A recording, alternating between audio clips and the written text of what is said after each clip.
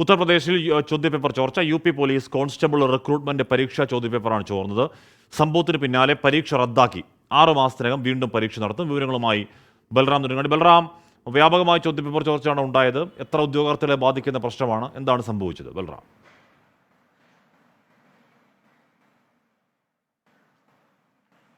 ഹാഷ്മി, ഇക്കഴിഞ്ഞ ഫെബ്രുവരി 17-18 തീയതികളിലായാണ് ഉത്തർപ്രദേശിലെ police കോൺസ്റ്റബിൾമാർക്കുള്ള recruitment പരീക്ഷ നടന്നത്.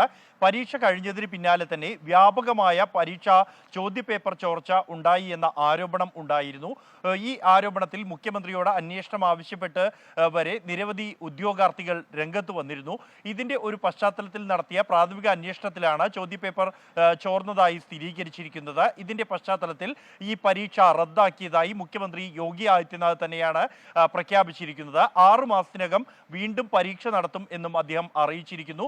നിലവിലുള്ള പരീക്ഷ റദ്ദാക്കാൻ ആവശ്യമായ നിർദ്ദേശങ്ങൾ ആഭ്യന്തര വകുപ്പ് നൽകിയിട്ടുണ്ട് എന്നും ഈ സംഭവത്തിൽ കുറ്റക്കാരായ ആളുകളെ പിടികൂടി ശിക്ഷ ഉറപ്പുവരുത്താൻ ആവശ്യമായ നടപടികൾ ഉണ്ടാകുമെന്നും മുഖ്യമന്ത്രി ഉറപ്പ് നൽകിയിട്ടുണ്ട്. പോലീസ് കോൺസ്റ്റബിൾ റിക്രൂട്ട്മെന്റ് പരീക്ഷയുടെ സുതാര്യതയും ഒപ്പം തന്നെ ഈ പരീക്ഷയ്ക്ക് വേണ്ടി തയ്യാറെടുത്ത ഉദ്യോഗാർത്ഥികളുടെ വിശ്വാസ്യതയും ഉറപ്പുവരുത്തുന്നതിനായി ഈ ശക്തമായ അന്വേഷണം ഈ വിഷയത്തിൽ ഉണ്ടാകുമെന്നും മുഖ്യമന്ത്രി വ്യക്തമാക്കിയിട്ടുണ്ട്. ഹാഷ്മി, ബൽറാമാണ് ആ വാർത്തയുടെ വിവരങ്ങൾ നൽകിയത്.